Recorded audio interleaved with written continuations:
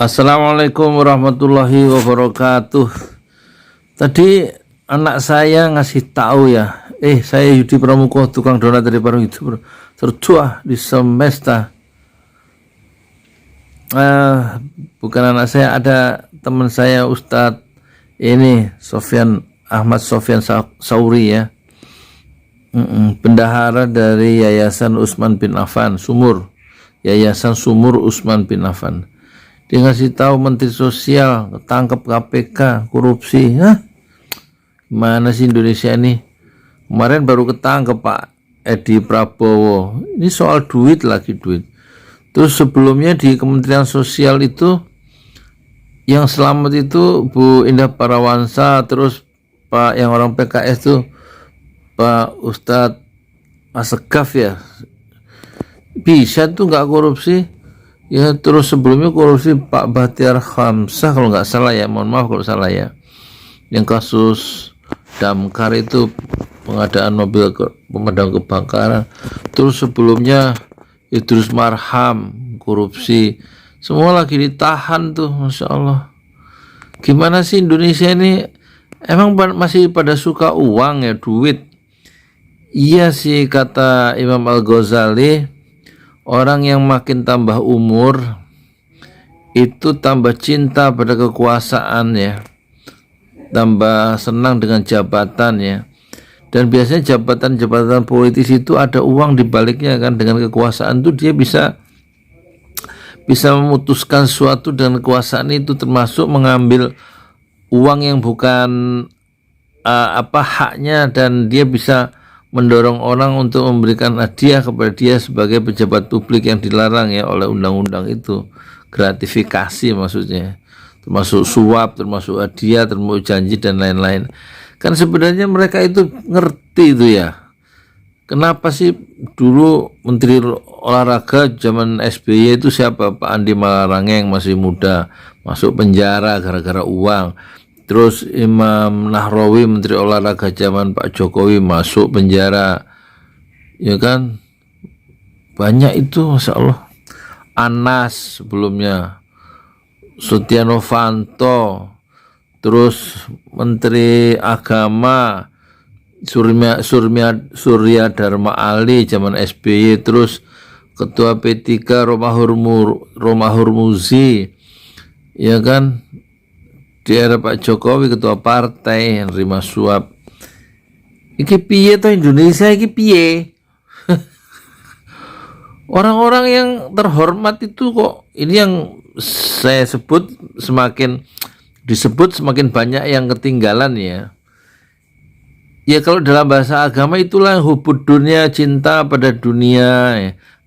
Kalau Habib Rizik itu dalam hidup itu jangan nyari jabatan, kata Habib Rizik nih di videonya tuh. Di video itu kemarin silaturahmi 212 itu loh, 2 Desember kemarin, dialog nasional ulama dan 100 tokoh ya. Dalam hidup ini kata Habib Rizik jangan nyari jabatan, jangan nyari harta benda, jangan nyari apa lagi itu, uang, harta benda, jabatan, yaitu.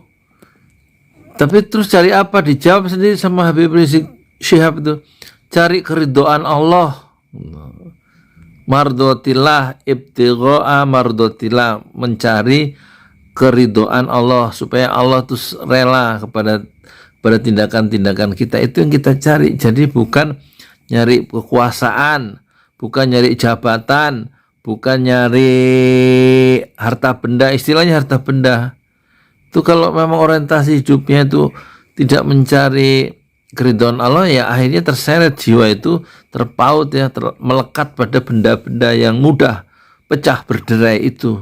Dan bisa benda-benda dan jabatan itu membawa orang itu masuk penjara. Karena sifat manusia itu ya tamak kan ya. Ini kan saya sedih juga ya. Satu sisi Habib Rizik dikuyo-kuyo, padahal dia nggak nyari jabatan, dia nggak nyari uang, nggak nyari harta benda. Yang dia cari adalah keadilan ditegakkan, dikejar-kejar ya. Oleh siapa? Oleh orang yang punya jabatan, oleh orang punya itu kekuasaan. Ya, jangan begitu apa? Ini semakin lama di era sekarang ini, menurut pengamat, tahanan politik meningkat, ya, tahanan politik meningkat. Orang yang berbeda pendapat, mereka masih lupa orang-orang itu terhadap ucapan Presiden kita yang ketiga, Baharudin Yusuf Habibie. Penjara itu tempat orang yang berbuat jahat, berbuat kriminal, tapi penjara bukan, ya, tempat orang-orang yang berbeda pendapat. Makanya waktu dia jadi presiden, B.J. Habibie menggantikan Pak Harto, yang dia lakukan, dia melepaskan seluruh tahanan politik.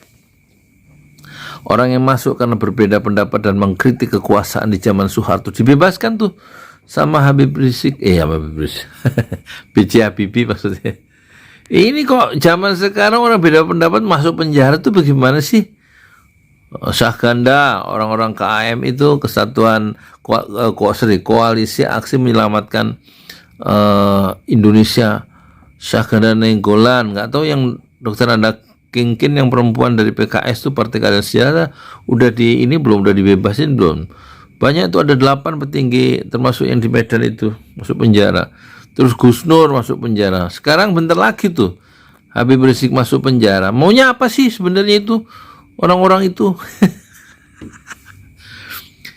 Coba ini nggak bisa apa bersatu gitu? Ya, emang kalau orang yang berbuat zalim nggak bisa bersatu, yang batil nggak mungkin disatukan dengan yang haknya.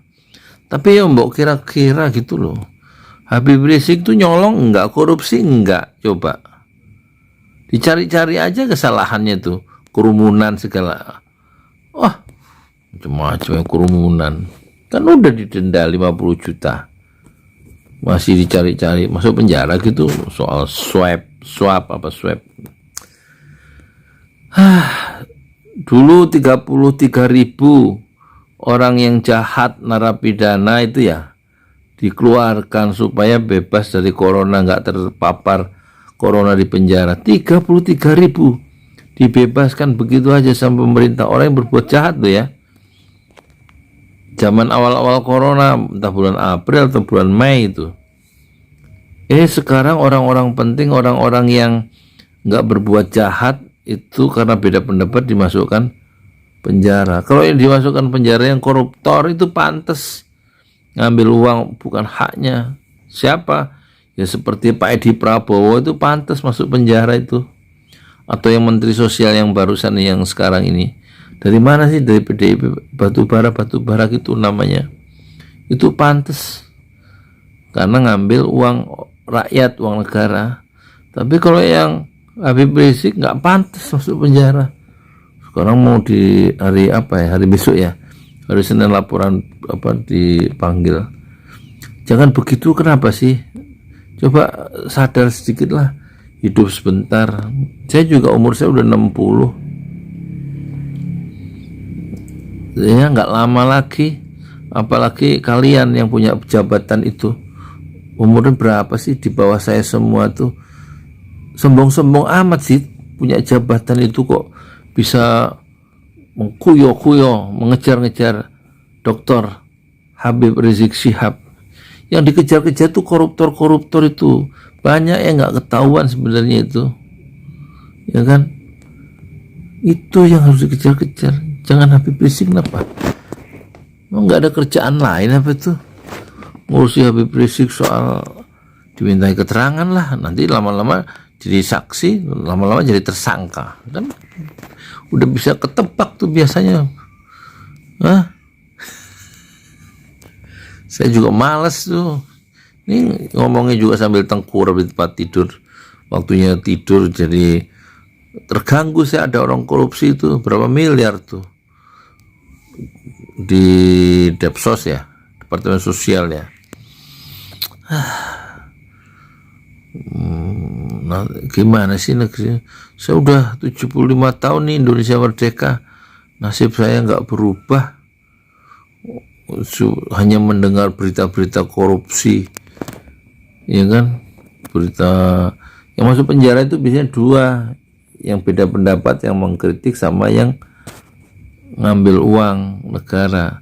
Yang dimasukkan penjara itu yang pantas bukan yang pertama. Yang mengkritik itu perlu dilihat side argumen tandingan mereka itu apa, melihat kekuasaan itu bagaimana, dan mereka punya pandangan untuk menyelamatkan Indonesia.